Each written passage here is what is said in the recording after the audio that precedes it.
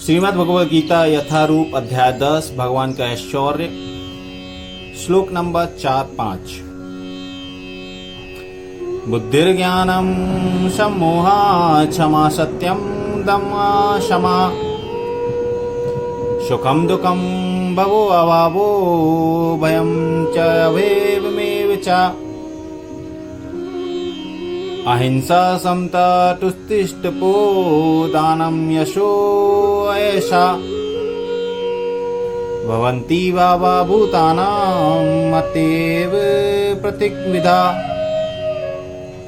अर्थात बुद्धि, ज्ञान, संशय तथा मोह से मुक्ति, क्षमा भाव, सत्यता, इंद्रिय निग्रह, मनिग्रह, सुख तथा दुख, जन्म, मृत्यु, भय, अभय, अहिंसा, समता, तुष्टि, तप, दान, यश तथा अपयश, जीवों की ये विविध गुण मेरे ही द्वारा उत्पन्न हैं। तात्पर्य, जीवों के अच्छे या बुरे गुण कृष्ण द्वारा उत्पन्न हैं और यहाँ पर उनका वर्णन किया गया है।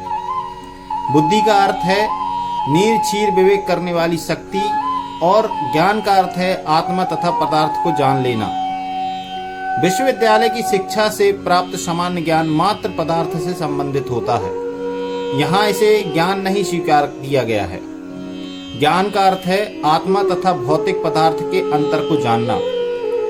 आधुनिक शिक्षा में आत्मा के विषय में कोई ज्ञान नहीं दिया जाता, केवल भौतिक तत्वों तथा शारीरिक आवश्यकताओं पर ध्यान दिया जाता है। फलस्वरूप शैक्षणिक ज्ञान पूर्ण नहीं है। असंभव अर्थात संशय तथा मोह से मुक्ति तभी प्राप्त हो सकती है जब मनुष्य झिझकता नहीं है और दिव्य दर्शन को समझता है। वह धीरे धीरे निश्चित रूप से मोह मुक्त हो जाता है। हर बात को सतर्कता पूर्वक ग्रहण करना चाहिए। आंख मूंद कर कुछ भी स्वीकार नहीं करना चाहिए। क्षमा का अभ्यास करना चाहिए। मनुष्य को सहिष्णु होना चाहिए और दूसरों के छोटे छोटे अपराध क्षमा कर देना चाहिए। सत्यम का अर्थ है तथ्यों को सही रूप में अन्यों के लाभ के लिए प्रस्तुत किया जाए। तथ्यों को तोड़ना मरोड़ना नहीं चाहिए। सामाजिक प्रथा के अनुसार कहा जाता है कि वही सत्य बोलना चाहिए जो अन्यों को प्रिय लगे, किंतु यह सत्य नहीं है। सत्य को सही सही रूप में बोलना चाहिए जिससे दूसरे लोग समझ सकें कि सच्चाई क्या है। यदि कोई मनुष्य चोर है और यदि लोगों को सावधान कर दिया जाए कि अमुक्त व्यक्ति चोर है तो यह सत्य है। यद्यपि सत्य कभी कभी अप्रिय होता है, किंतु सत्य कहने में संकोच नहीं करना चाहिए। सत्य की मांग है कि तथ्यों को यथारूप में लोकहित के लिए प्रस्तुत किया जाए। यही सत्य की परिभाषा है। दमा का अर्थ है कि इंद्रियों को व्यर्थ के विषय भोग में न लगाया जाए। इंद्रियों को समुचित आवश्यकताओं की पूर्ति का निषेध नहीं है, किंतु अनावश्यक इंद्रिय भोग आध्यात्मिक उन्नति में बाधक है। फलतः इंद्रियों के अनावश्यक उपयोग पर नियंत्रण रखना चाहिए। इसी प्रकार मन पर भी अनावश्यक विचारों के विरुद्ध संयम रखना चाहिए। इसे सम कहते हैं। मनुष्य को चाहिए कि धन अर्जन के चिंतन में ही सारा समय ना गवाए। यह चिंतन शक्ति का दुरुपयोग है। मन का उपयोग मनुष्यों की मूल आवश्यकताओं को समझने के लिए किया जाना चाहिए और उसे ही प्रमाण पूर्वक प्रस्तुत करना चाहिए। शास्त्र मर्मज्ञों, साधु पुरुषों, गुरुओं तथा महान विचारकों की संगति में रहकर विचार शक्ति का विकास करना चाहिए। जिस प्रकार से कृष्ण भावना अमृत के आध्यात्मिक ज्ञान के अनुशीलन में सुविधा हो वही सुखम है, इसी प्रकार दुखम वह है जिससे कृष्ण भावना अमृत के अनुशीलन में असुविधा हो। जो कुछ कृष्ण भावना अमृत के विकास के अनुकूल हो उसे स्वीकार करें और जो प्रतिकूल हो उसका परित्याग करें। भव अर्थात जन्म का संबंध शरीर से है। जहां तक आत्मा का प्रश्न है, वह ना तो उत्पन्न होता है न मरता है। जन्म तथा मृत्यु के संबंध इस भौतिक जगत में शरीर धारण करने से है। भय तो भविष्य की चिंता से उद्भूत है। कृष्ण भावना अमृत में रहने वाला व्यक्ति कभी भयभीत नहीं होता, क्योंकि वह अपने कर्मों के द्वारा भगवत धाम को वापस जाने के प्रति आश्वस्त रहता है। फलस्वरूप उसका भविष्य उज्जवल होता है। किंतु अन्य लोग अपने भविष्य के विषय में कुछ नहीं जानते। इन्हें इसका कोई ज्ञान नहीं होता कि अगले जीवन में क्या होगा। फलस्वरूप वे निरंतर चिंताग्रस्त रहते हैं। यदि हम चिंता मुक्त होना चाहते हैं तो सर्वोत्तम उपाय है कि हम कृष्ण को जानें तथा कृष्ण भावना अमृत में निरंतर स्थित रहें। इस प्रकार हम समस्त भय से मुक्त रहेंगे। श्रीमद् भागवत में कहा गया है, भयम द्वितीयाभिनिवेशता स्यात्, अर्थात भय तो हमारे माया पास में फंस जाने से उत्पन्न होता है, किंतु जो माया के जाल से मुक्त हुए, जो आश्वस्त है कि वे शरीर नहीं अपितु भगवान के आध्यात्मिक अंश हैं और जो भगवत भक्ति में लगे हुए हैं, उन्हें कोई भय नहीं रहता। उनका भविष्य अत्यंत उज्जवल है। यह भय तो उन व्यक्तियों की अवस्था है जो कृष्ण भावना अमृत में नहीं रहे। अभयम तभी संभव है जब कृष्ण भावना अमृत में रहा जाए। अहिंसा का अर्थ होता है कि अन्यों को कष्ट न पहुंचाया जाए।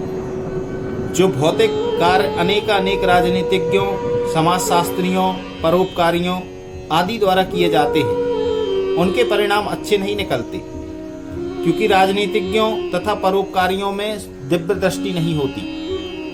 वे यह नहीं जानते कि वास्तव में मानव समाज के लिए क्या लाभप्रद है। अहिंसा का अर्थ है मनुष्य को इस प्रकार से प्रशिक्षित किया जाए कि इस मानव देह का पूरा उपयोग हो सके। मानव देह आत्म साक्षात्कार के हेतु मिला है, अतः ऐसी कोई संस्था या संघ जिससे उद्देश्य की पूर्ति में प्रोत्साहन ना हो। मानव देह के प्रति हिंसा करने वाला है, जिससे मनुष्य को भावी आध्यात्मिक सुख में वृद्धि हो, वही अहिंसा है। समता से राग द्वेष से मुक्ति घोषित होती है। ना तो आध्यात्मिक राग अच्छा होता है और ना अत्यधिक द्वेष ही। इस भौतिक जगत को राग द्वेष से रहित होकर स्वीकार करना चाहिए। जो कुछ कृष्ण भावना अमृत को संपन्न करने में अनुकूल हो उसे ग्रहण करें और जो प्रतिकूल हो उसका परित्याग कर दें। यही समता है। कृष्ण भावना अमृत युक्त व्यक्ति को ना तो कुछ ग्रहण करना होता है ना त्याग करना होता है। उसे तो कृष्ण भावना अमृत संपन्न करने में उसकी उपयोगिता से प्रयोजन रहता है। तुष्टि का अर्थ है कि मनुष्य को चाहिए कि अनावश्यक कार्य करके अधिकाधिक वस्तुएं एकत्र करने के लिए उत्सुक ना रहे। उसे तो ईश्वर की कृपा से जो प्राप्त हो जाए उसी से प्रसन्न रहना चाहिए। यही तुष्टि है। तपस का अर्थ है तपस्या। तपस के अंतर्गत वेदों में वर्णित अनेक विधि विधानों का पालन करना होता है। यथा प्रातःकाल उठना और स्नान करना। कभी कभी प्रातःकाल उठना अति कष्टकारक होता है, किंतु इस प्रकार स्वेच्छा से जो भी कष्ट सहे जाते हैं वे तपस या तपस्या कहलाते हैं। इसी प्रकार मास के कुछ विशेष दिनों में उपवास रखने की भी विधि विधान है। हो सकता है इन उपवासों को करने की इच्छा ना हो, किंतु कृष्ण भावना अमृत के विज्ञान के प्रकृति करने के संकल्प के कारण उसे ऐसा शारीरिक कष्ट उठाने होते हैं। किंतु इसे व्यर्थ ही अथवा वैदिक आदेशों के प्रतिकूल उपवास करने की आवश्यकता नहीं है। उसे किसी राजनीतिक उद्देश्य से उपवास नहीं करना चाहिए। भगवत गीता में इसे तामसी उपवास कहा गया है तथा किसी भी ऐसे कार्य से जो तमोगुण या रजोगुण किया जाता है आध्यात्मिक उन्नति नहीं होती, किंतु सतोगुण में रहकर जो भी कार्य किया जाता है वह समुन्नत करने वाला है। अतः वैदिक आदेशों के अनुसार किया गया उपवास आध्यात्मिक ज्ञान को समुन्नत बनाता है। जहाँ तक दान का संबंध है, मनुष्य को चाहिए कि अपनी आय का 50% किसी शुभ कार्य में लगाए। और यह शुभ कार्य क्या है? यह है कि कृष्ण भावना अमृत में किया गया कार्य ऐसा कार्य शुभ ही नहीं अपितु सर्वोत्तम होता है। चूंकि कृष्ण अच्छे हैं इसलिए उनका कार्य या निमित्त भी अच्छा है, अर्थात दान उसे दिया जाए जो कृष्ण भावना अमृत में लगा हो। वेदों के अनुसार ब्राह्मणों को दान दिया जाना चाहिए। यह प्रथा आज भी चालू है, यद्यपि इसका फलस्वरूप वह नहीं है जैसा कि वेदों का उपदेश है। फिर भी आदेश यही है कि दान ब्राह्मणों को दिया जाए। वह क्यों? क्योंकि वे आध्यात्मिक ज्ञान के अनुशीलन में लगे रहते हैं। ब्राह्मण से यह आशा की जाती है कि वह सारा जीवन ब्रह्म जिज्ञासा में लगा दे। ब्रह्म जनातीति ब्राह्मणा, जो ब्रह्म को जाने वही ब्राह्मण है। इसलिए दान ब्राह्मण को दिया जाता है, क्योंकि वे सदैव आध्यात्मिक कार्य में रत रहते हैं और उन्हें जीविकोपार्जन के लिए समय नहीं मिल पाता। वैदिक साहित्य में सन्यासियों को भी दान दिए जाने का आदेश है। सन्यासी द्वार द्वार जाकर भिक्षा मांगते हैं। वे धनार्जन के लिए नहीं, अपितु प्रचारार्थ ऐसा करते हैं। वे द्वार द्वार जाकर गृहस्थों को अज्ञान की निद्रा से जगाते हैं। चूंकि गृहस्थ गृह कार्यों में व्यस्त रहने के कारण अपने जीवन के वास्तविक उद्देश्य को, कृष्ण भावना अमृत जगाने को भूले रहते हैं। अतः यह सन्यासियों का कर्तव्य है कि वे भिखारी बनकर गृहस्थ के पास जाएं और कृष्ण भावना भावित होने के लिए उन्हें प्रेरित करें। वेदों का कथन है कि मनुष्य जागे और मानव जीवन में जो प्राप्त है उसे प्राप्त करे। सन्यासियों द्वारा यह ज्ञान तथा विधि वितरित की जाती है। अतः सन्यासी को, ब्राह्मणों को तथा इसी प्रकार के उत्तम कार्यों के लिए दान देना चाहिए, किसी सनक के कारण नहीं। यशस भगवान चैतन्य के अनुसार होना चाहिए। उनका कथन है कि मनुष्य तभी प्रसिद्धि या यश प्राप्त करता है जब वह महान भक्त के रूप में जाना जाता हो। यही वास्तविक यश है। यदि कोई कृष्ण भावना अमृत में महान बनता है और विख्यात होता है तो वही वास्तव में प्रसिद्ध है। जिसे ऐसा यश प्राप्त ना हो वह अप्रसिद्ध है। ये सारे गुण संसार भर में मानव समाज में तथा देव समाज में प्रकट होते हैं। अन्य लोकों में भी विभिन्न तरह के मानव हैं और ये गुण उनमें भी होते हैं।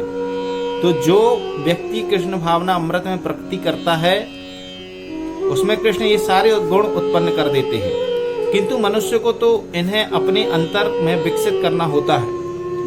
जो व्यक्ति भगवान की सेवा में लग जाता है वह भगवान की योजना के अनुसार इन सारे गुणों को विकसित कर लेता है। हम जो कुछ भी अच्छा या बुरा देखते हैं उसका मूल श्री कृष्ण है। इस संसार में कोई भी ऐसी वस्तु नहीं जो श्री कृष्ण में स्थित ना हो। यही ज्ञान है। यद्यपि हम जानते हैं कि वस्तुएं भिन्न रूप से स्थित हैं, किंतु हमें यह अनुभव करना चाहिए कि सारी वस्तुएं कृष्ण से ही उत्पन्न हैं।